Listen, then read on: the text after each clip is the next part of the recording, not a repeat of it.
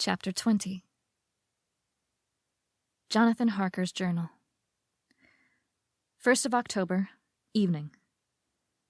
I found Thomas Snelling in his house at Bethnal Green, but unhappily he was not in a condition to remember anything. The very prospect of beer which my expected coming had opened to him had proved too much, and he had begun too early on his expected debauch. I learned, however, from his wife, who seemed a decent, poor soul, that he was the only assistant to Smollett, who of the two mates was the responsible person. So I drove off to Walworth, and found Mr. Joseph Smollett at home and in his shirt-sleeves, taking a late tea out of a saucer. He is a decent, intelligent fellow, distinctly a good, reliable type of workman, and with a headpiece of his own. He remembered all about the incident of the boxes, and from a wonderful dog's-eared notebook, which he produced from some mysterious receptacle about the seat of his trousers, and which had hieroglyphical entries in thick, half-obliterated pencil, he gave me the destinations of the boxes.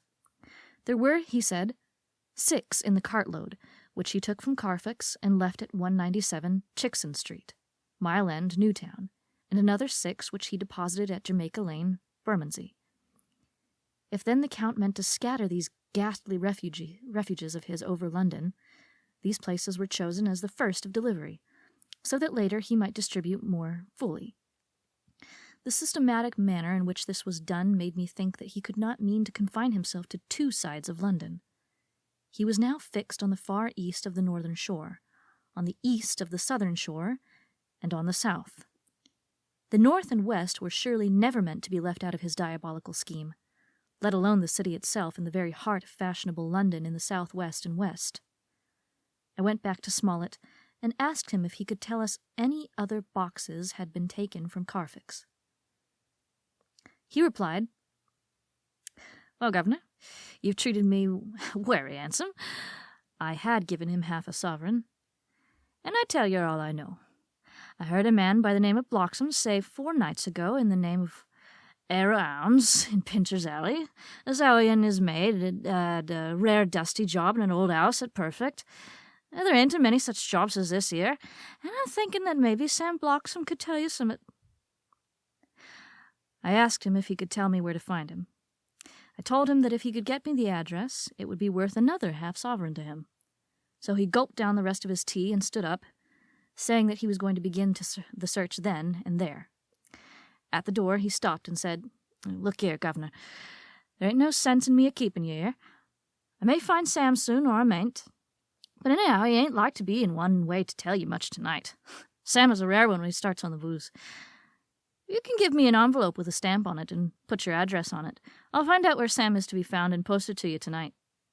But you'd better be up arter him soon in the morning, or maybe you won't catch him, for Sam gets off main early. Never mind the booze the night before." This was all practical, so one of the children went off with a penny to buy an envelope and a sheet of paper and to keep the change. When she came back, I addressed the envelope and stamped it, and when Smollett had again faithfully promised to post the address when found, I took my way to home. We're on the track, anyhow. I am tired tonight and want to sleep. Mina is fast asleep and looks a little too pale. Her eyes look as though she had been crying. Poor dear. I've no doubt it frets her to be kept in the dark, and it may make her doubly anxious about me and the others. But it is best as it is. It is better to be disappointed and worried in such a way now than to have her nerve broken. The doctors were quite right to insist on her being kept out of this dreadful business. I must be firm, for on me this particular burden of silence must rest. I shall not even enter on the subject with her under any circumstances. Indeed, it may not be a hard task, after all, for she herself has become reticent on the subject, and has not spoken of the Count or his doings ever since we told her of our decision. 2nd of October, evening. A long and trying and exciting day.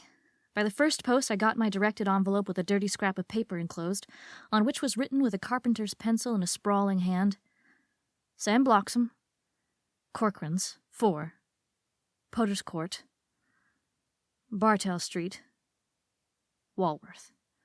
Arsk for the depot. I got the letter in bed and rose without waking Mina. She looked heavy and sleepy and pale and far from well. I determined not to wake her, but that, when I should return from this new search, I would arrange for her going back to Exeter.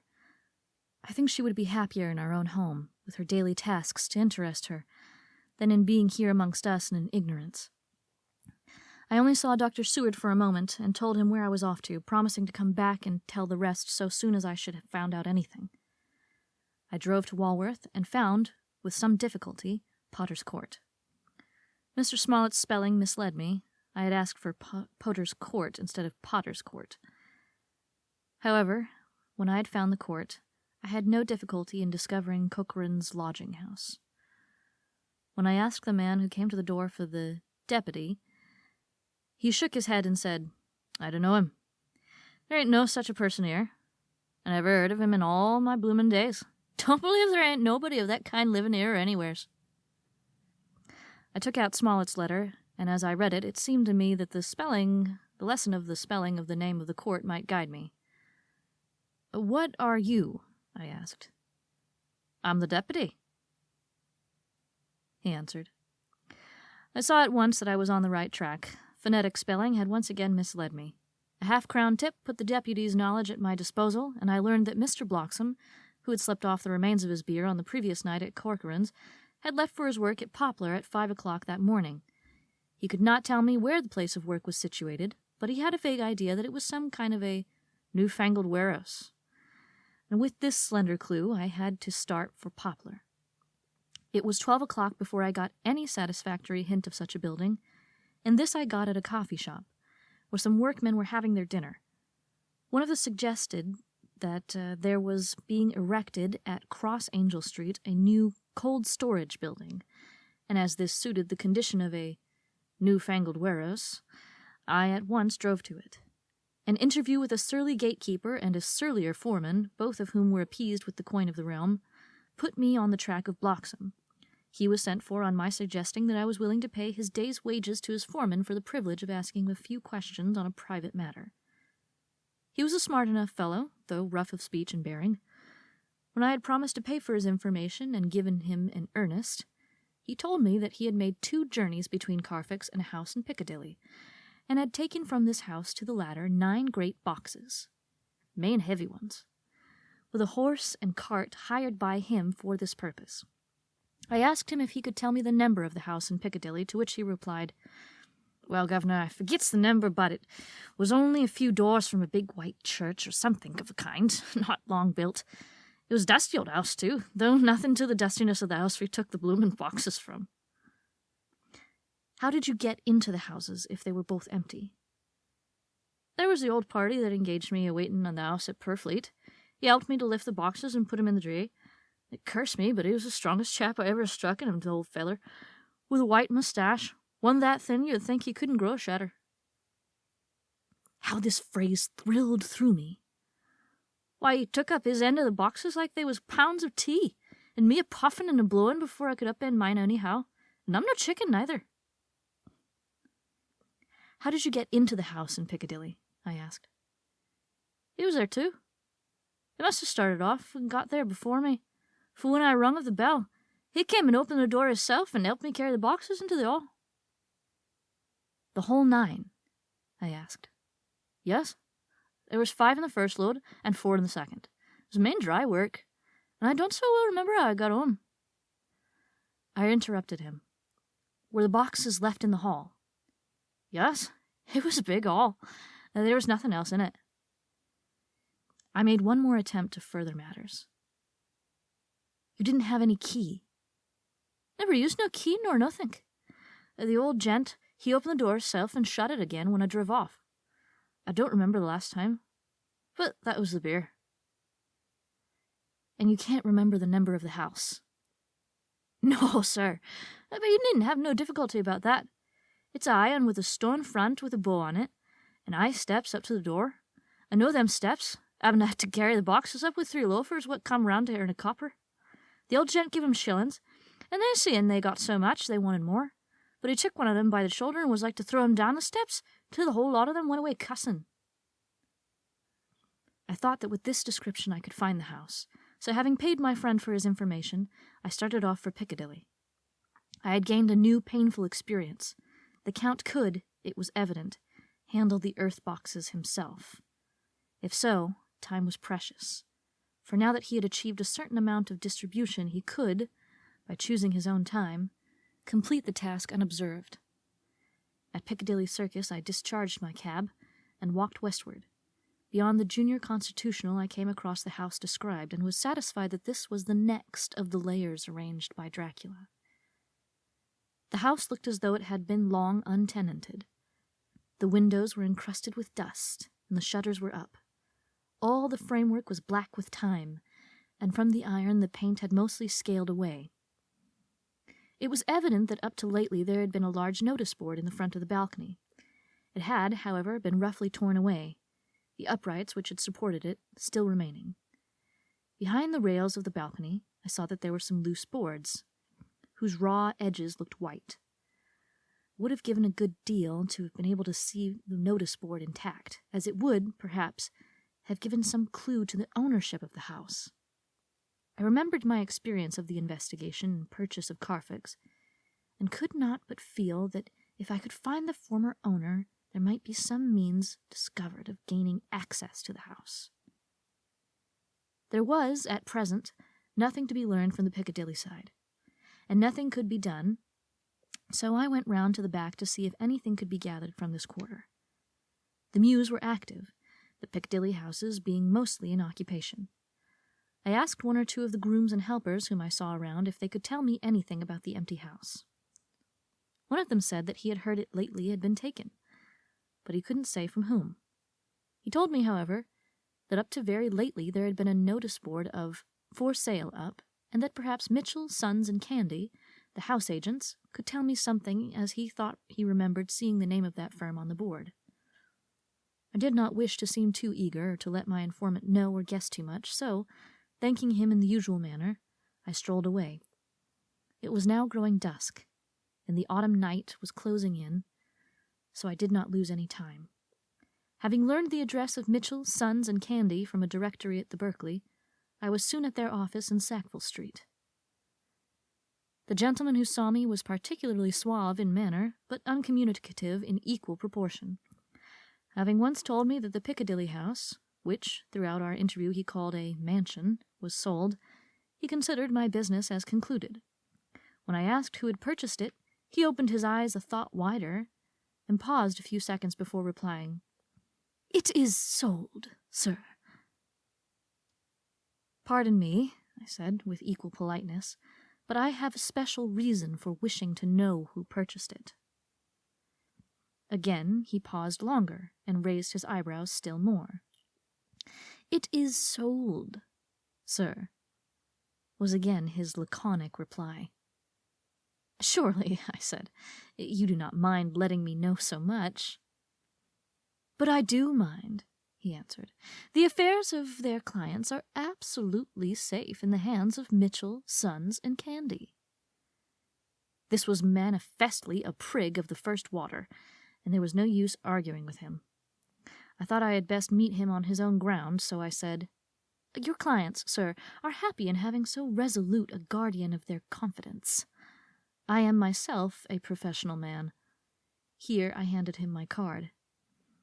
"In this instance I am not prompted by curiosity. I act on the part of Lord Godalming, who wishes to know something of the property which was, he understood, lately for sale." These words put a different complexion on affairs. He said, "I would like to oblige you if I could, Mr. Harker, and especially I would like to oblige his lordship. We once carried out a small matter of renting some chambers for him when he was the Honourable Arthur Holmwood. If you will let me have his lordship's address, I will consult the house on the subject, and will in any case communicate with his lordship by tonight's post. It will be a pleasure if we can so far deviate from our rules as to give the required information to his lordship." I wanted to secure a friend and not to make an enemy, so I thanked him, gave the address at Dr. Seward's, and came away. It was now dark, and I was tired and hungry. I got a cup of tea at the Aerated Bread Company and came down to Purfleet by the next train. I found all the others at home. Mina was looking tired and pale, but she made a gallant effort to be bright and cheerful. It wrung my heart to think that I had to keep anything from her, and so caused her inquietude. Thank God this will be the last night of her looking on at our conferences and feeling the sting of our not showing our confidence. It took all my courage to hold to the wise resolution of keeping her out of our grim task. She seems somehow more reconciled, or else the very subject seems to have become repugnant to her, for when any accidental allusion is made, she actually shudders. I am glad we made our resolution in time, as with such a feeling as this, our growing knowledge would be torture to her. I could not tell the others of the day's discovery till we were alone, so after dinner, followed by a little music to save appearances even amongst ourselves, I took Mina to her room and left her to go to bed. The dear girl was more affectionate with me than ever, and clung to me as though she would detain me. But there was much to be talked of, and I came away.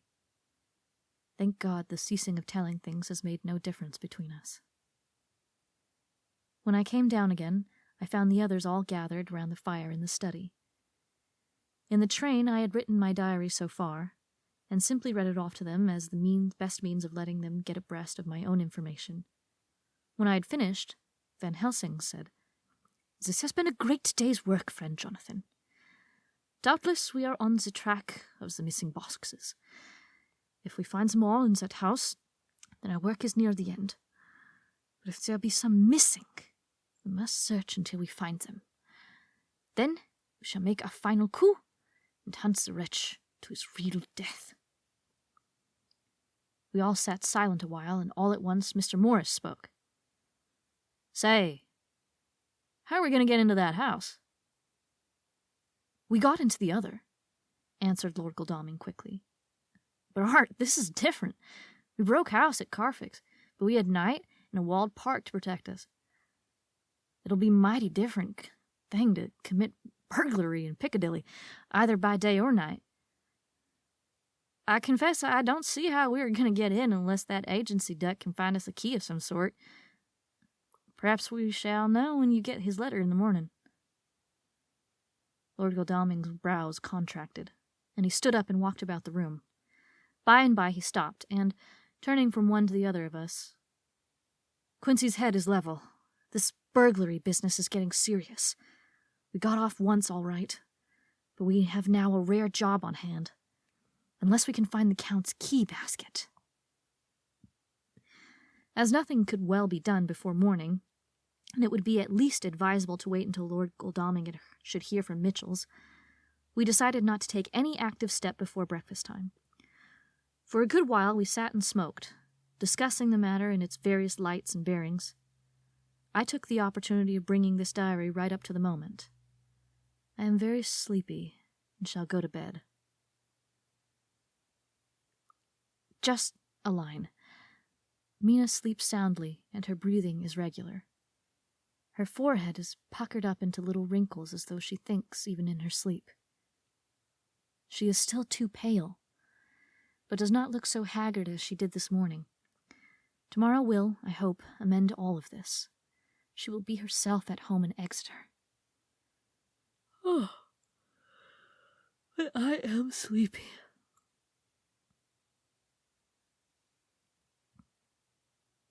Dr. Seward's Diary, 1st of October. I am puzzled afresh about Renfield. His moods change so rapidly that I find it difficult to keep touch of them, and as they always mean something more than his own well-being, they form a more than interesting study. This morning, when I went to see him after his repulse of Lord Van Helsing,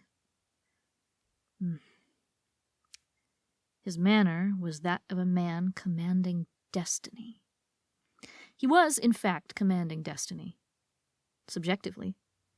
He did not really care for any of the things of mere earth. He was in the clouds and looked down on all the weaknesses and wants of us poor mortals. I thought I would prove the occasion and learn something, So I asked him, "What about the flies these times?" He smiled on me in a quite superior sort of way, such a smile as would have become the face of Malvolio, as he answered me, "The fly, my dear sir, has one striking feature. Its wings are typical of the aerial powers of the psychic faculties. The ancients did well when they typified the soul as a butterfly." I thought I would push his analogy to its utmost logically, so I said quickly, "Oh, it is a soul you are after now, is it?" His madness foiled his reason, and a puzzled look spread over his face as, shaking his head with a decision which I had but seldom seen in him, he said, "Oh no, I want no souls. Life is all I want." Here he brightened up. "I am pretty indifferent about it at present. Life is all right. I have all I want. You must get a new patient, Doctor, if you wish to study zoophagy." This puzzled me a little, so I drew him on. "Then you command life. You are a god, I suppose." He smiled with an ineffably benign superiority. "Oh, no. Far be it from me to arrogate myself the attributes of the deity. I am not even concerned in his especially spiritual doings. If I may state my intellectual position, I am, so far as concerns things purely terrestrial, somewhat in the position which Enoch occupied spiritually." This was a poser to me.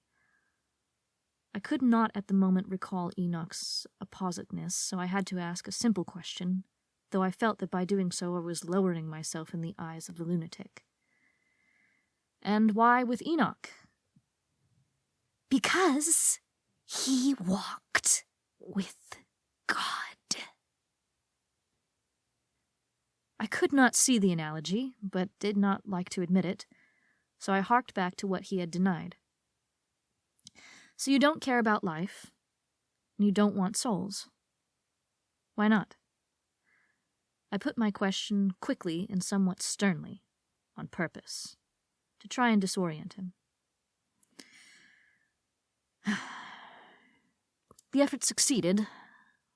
For an instant, he unconsciously relapsed into his old servile manner, bent low before me, and actually fawned upon me as he replied, "I don't want any souls, indeed, I don't. I couldn't use them. If I had them, they would be no manner of use to me. I couldn't eat them, or—" He suddenly stopped, and the old cunning look spread over his face like a wind-sweep on the surface of the water.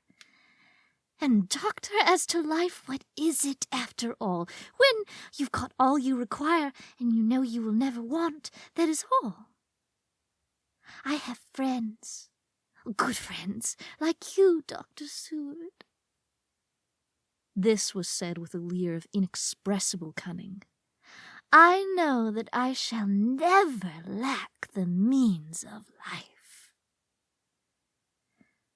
I think that through the cloudiness of his insanity he saw some antagonism in me, for he at once fell back on the last refuge of such as he. A dogged silence. After a short time, I saw that for the present it was useless to speak to him. He was sulky, and so I came away. Later in the day, he sent for me. Ordinarily, I would not have come without special reason, but just at present I am so interested in him that I would gladly make an effort. Besides, I am glad to have anything to help to pass the time. Harker is out, following up clues, and so are Lord Godalming and Quincy. Van Helsing sits in my study poring over the record prepared by the Harkers. He seems to think that by accurate knowledge of all details, he will light upon some clue. He does not wish to be disturbed in the work, without cause. I would have taken him with me to see the patient, only I thought that after his last repulse he might not care to go again. There was also another reason. Renfield might not speak so freely before a third person as when he and I were alone. I found him sitting out in the middle of the floor on his stool, a pose which is generally indicative of some mental energy on his part. When I came in, he said at once, as though the question had been waiting on his lips, "What about souls?" It was evident then that my surmise had been correct. Unconscious celebration was doing its work, even within the lunatic. I determined to have the matter out. "What about them yourself?" I asked. He did not reply for a moment, but looked all around him and up and down as though he expected to find some inspiration for an answer. "I don't want any souls," he said in a feeble, apologetic way. The matter seemed preying upon his mind, and so I determined to use it, to be cruel only to be kind. So I said, "You like life, and you want life." "Oh, yes. But that is all right. You needn't worry about that." "But," I asked, "how are we to get the life without getting the soul also?" This seemed to puzzle him, so I followed it up. "A nice time you'll have some time when you're flying out there, with the souls of thousands of flies and spiders and birds and cats buzzing and twittering and meowing all around you. You've got their lives, you know, and you must put up with their souls." Something seemed to affect his imagination, for he put his fingers to his ears and shut his eyes, screwing them up tightly just as a small boy does when his face is being soaped. There was something pathetic in it that touched me. It also gave me a lesson, for it seemed before me was a child. Only a child, though the features were worn and the stubble on the chin was white. It was evident that he was undergoing some process of mental disturbance, and knowing how his past moods had interpreted things seemingly foreign to himself, I thought I would enter into his mind as well as I could and go with him. The first step was to restore confidence, so I asked him, speaking pretty loud so that he would hear me through his closed ears, "Would you like some sugar to get your flies round again?" He seemed to wake up all at once and shook his head. With a laugh he replied, "Not much. Flies are poor things after all." After a pause he added, "But I don't want their souls buzzing round me all the same." "Or spiders," I went on. "Blow spiders! What's the use of spiders? There isn't anything in them to eat, or—" He stopped suddenly, as though reminded of a forbidden topic. So, I thought to myself.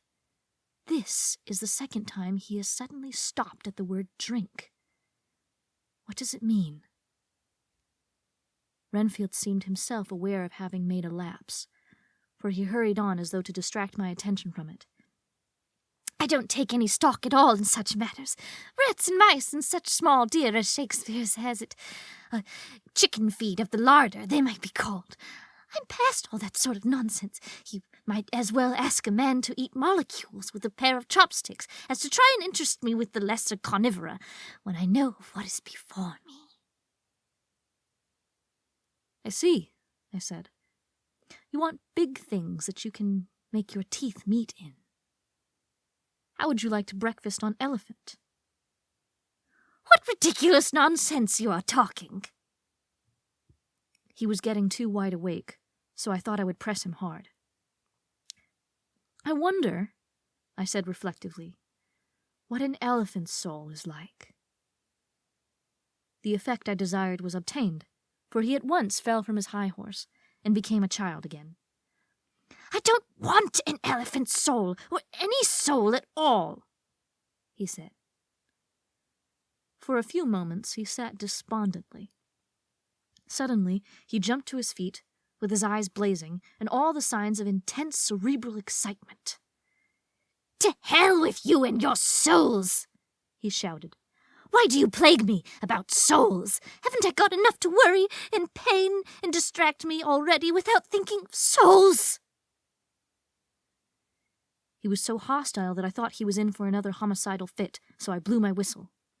The instant, however, that I did, he became calm and said apologetically, "Forgive me, Doctor, I forget myself. You do not need any help. I am so worried in my mind that I am apt to be irritable. If you only knew the problem I have to face and that I am working out, you would pity and tolerate and pardon me. Pray do not put me in strait-waistcoat. I want to think, and I cannot think freely when my body is confined. I am sure you will understand."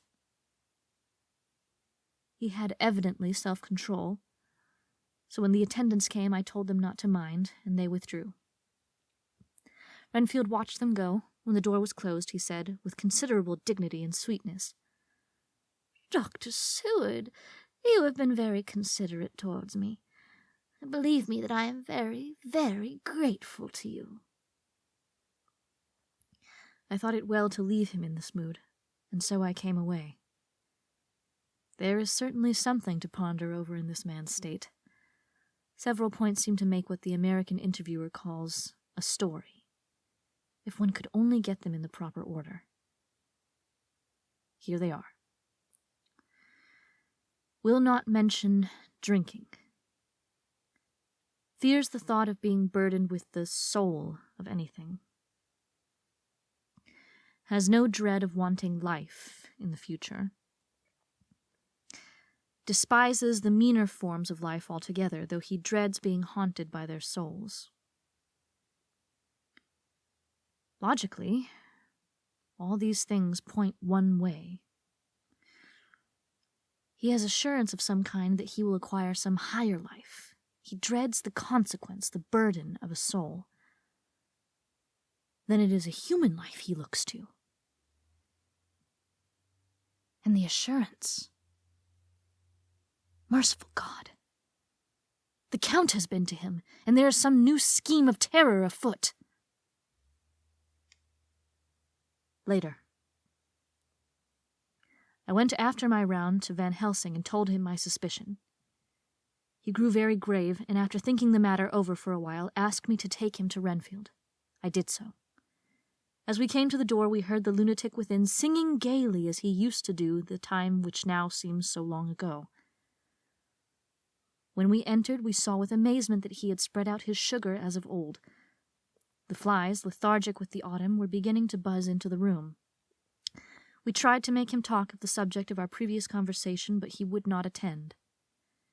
He went on with his singing, just as though we had not been present. He had got a scrap of paper and was folding it into a notebook. We had to come away as ignorant as we went in. His is a curious case indeed. We must watch him tonight.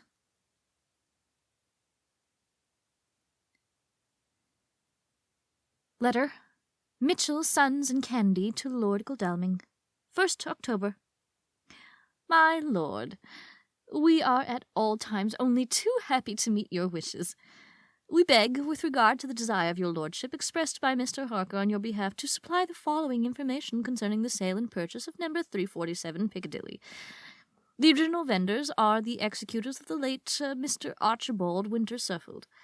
The purchaser is to a foreign nobleman, Count de Ville, who effected the purchase himself by paying the purchase money in notes over the counter, if your lordship will pardon us using so vulgar an expression. Beyond this, we know nothing whatever of him. We are, my lord, your lordship's humble servants, Mitchell, Sons, and Candy. Dr. Seward's Diary. 2nd of October. I placed a man in the corridor last night, and told him to make an accurate note of any sound he might hear from Renfield's room, and gave him instructions that if there should be anything strange, he was to call me. After dinner, when we had all gathered round the fire in the study, Mrs. Harker having gone to bed, we discussed the attempts and discoveries of the day. Harker was the only one who had any result, and we are in great hopes that his clue may be an important one. Before going to bed, I went round to the patient's room, and looking in through the observation trap. He was sleeping soundly, and his heart rose and fell with regular respiration.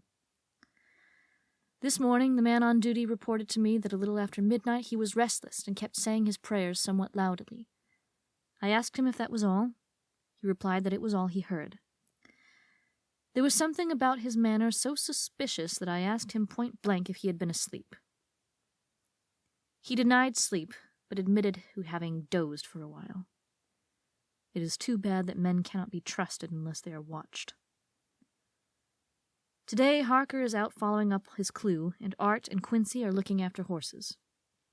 Godalming thinks that it will be well to have horses always in readiness, for when we get the information which we seek, there will be no time to lose.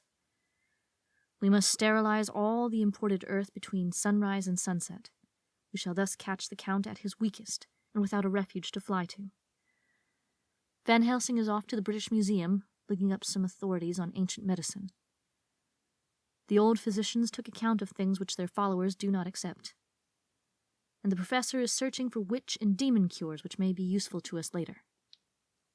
I sometimes think that we must all be mad, and that we shall wake to sanity in strait waistcoats. Later. We have met again. We seem at last to be on the track, and our work of tomorrow may be the beginning of the end.